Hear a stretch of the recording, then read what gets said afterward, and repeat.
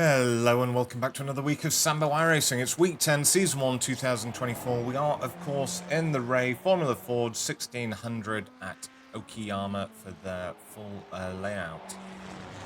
What to say about this track? It's a bit oversteery. It's a lot of fun. It really hurts if you're doing it with a fractured wrist. So, without further ado, let's jump in the cockpit. We'll go through the first lap, and then, of course, we're going to follow it up with the chase cam at full speed, and then back in the cockpit with the driving line on. If anyone has any questions, queries, or anything at all, please let me know in the comments, and I look forward to chatting with you. Hope to see you on track. Righty-ho, let's start the lap then. So we're over on the left-hand side in fourth gear, and what we're looking for is just between the 100-meter mark on the left-hand side and that cone on the right-hand side. It's actually a nice shadow that's helping here. That's going to be my braking zone. I'm going to brake really quite hard in a straight line, and then as I start to bleed off the brake, turn in towards the apex, dropping it down to third gear, and then second gear, just for a better pickup, and then fully back on the throttle, over to the right-hand side, and then there's a marshal post with the number 2 on it on the right-hand side there. Once I get to that, I'm going to do a big lift and start turning in towards the apex of turn 2. So I'm up to third gear, I get to the marshal hut, I'm then doing a full lift, waiting for the car to come round, to start rotating in the rear, building back up on the power, still not at full power yet, and then now I am here. So I'll let that slide out in third gear, don't go over onto the gravel, up to fourth gear on the blue, trying to keep it as straight as possible. Now the next braking marker is just after the 100-meter marker. So what I'm going to do here is, again, I'm going to give it really quite a lot of brake. So I run a brake bias of 55%. So that's six clicks back from the baseline. It just gives you that little bit more braking power and stops your fronts locking up. I'm braking really hard in a straight line, dropping it into third, going towards the apex, correcting any oversteer that you're getting on the way through. And now I'm in second gear, just letting the car settle, and I'm back fully on the throttle, nice and early on the apex. So, everyone else that I watch do these laps tends to do a wider line through the exit here of turn 4. I like to keep it nice and tight. When I look on the telemetry, they're about the same as each other, but this is the line I like to take. It's also more defensive in a race without actually losing speed. Now we're looking for the 100-meter marker on the left-hand side. So after the 100-meter marker, there's what appears to be a portaloo and a marshal's hut. So in between the portaloo and the 100 meters, I'm going to brake really quite hard in a straight line. Again, up to about 95% there. So all in a straight line, so I'm not actually, killing my tires.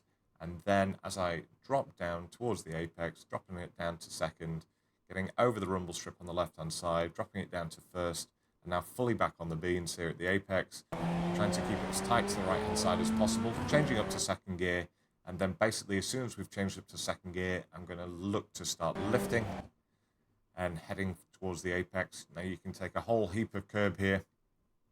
It will actually feel as if you're going to go over the grass, but you should understeer out to the apex, and then straight back on the throttle. Going wide here, so as long as your left-hand side wheels are over the rumble strip, you're not actually going to get an X. And then we're going to start to look to turn in once we're in the middle of this roadway on the right-hand side. Little dab of brake, excuse me. Staying in second gear, and now fully back on the throttle at the apex. Let the car drift out. Now we're looking for the 15-meter marker on the right-hand side, and again, I'm going to be braking really quite hard into this corner. If you do not have the brake bias that I have, you'll have to brake softer and earlier because you will lock up your fronts. So in a straight line, again, up to 100%. I'm going to trail it off, down to second, down to first on the apex. Little bit of correction there for a bit of oversteer. Over to the left-hand side, little dab of brake. So there's no real braking marker for this, so you just have to get the feel for it. Now, what I'm going to do is aim towards the apex and build up So I go into 100% throttle here. So as you'll see, I get a ton of oversteer, so a little bit of left hand down just corrects that. It does lose me about a tenth against my delta. Flat out on that corner, and now your next braking marker is as this green and asphalt ends on the left hand side. Once we go past that and it's out of our sight, I'm going to give a little dab of brakes, quickly up to about 70%, down to second gear, and then fully back on the throttle nice and early. Try not drift out too far. I just clip the gravel here on the left hand side, which probably cost me a couple of hundredths. And we go over the line in a 137.110. So those two little corrections that I made there probably cost me 1.5 tenths. So it's probably what stopped me getting the 36.9 that my Optimum was saying. And I apologise for not doing more laps this week, but driving the Ford at the minute is not a pleasant experience because of the amount of corrections you're having to do, and my left wrist is screaming at me for doing so. Anyway, let's run it through now from the chase cam at full speed. Right, so we're back on the chase cam. Full speed. Just before the cone. Down to third, down to second, get it over to the right hand side. Looking for that little marshal's hut. Big lift. Take some curb. Rev it out. Up to fourth gear on the blue. Looking for the 100-meter marker. Just after that, nice braking. Car may kick out a little bit, but so just be aware of that. Just a little bit of counter steer to keep it going straight. Up to third. Up to fourth. Looking for the marshal post and the porter posse. Braking hard in a straight line. Down to third. Down to second. Down to first. Back up to second. Looking for a nice lift. Little dab of brakes. Back on the throttle nice and early. Let the car drift out. 50-meter marker. Brake hard. Down to second. Down to first. Watching for any oversteer there. Again, this is where I lost a tenth, having to counter steer. Keeping it flat. End of the asphalt. Turn in. Try not to wash out quite as far as I did. And over the line.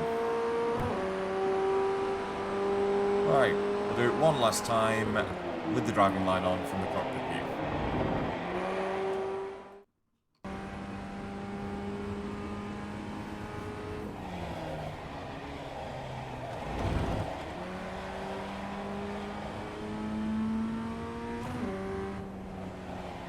I enjoyed the discussion on Reddit the other day where a newer iRacing driver was asking what was the best car to get involved with to carry on skills throughout and be able to climb up through the license classes.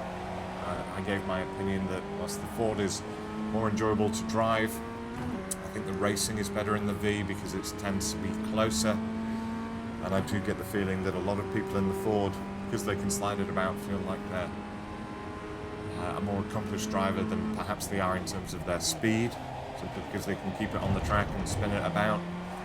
Let me know what your guys' thoughts are. Are many of you guys doing the V and Ford at the same time? That's what I tend to do.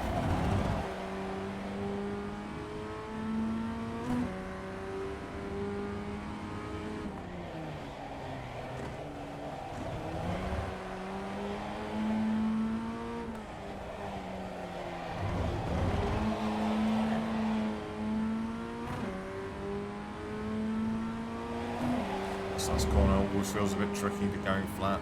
Second to last anyway. Great.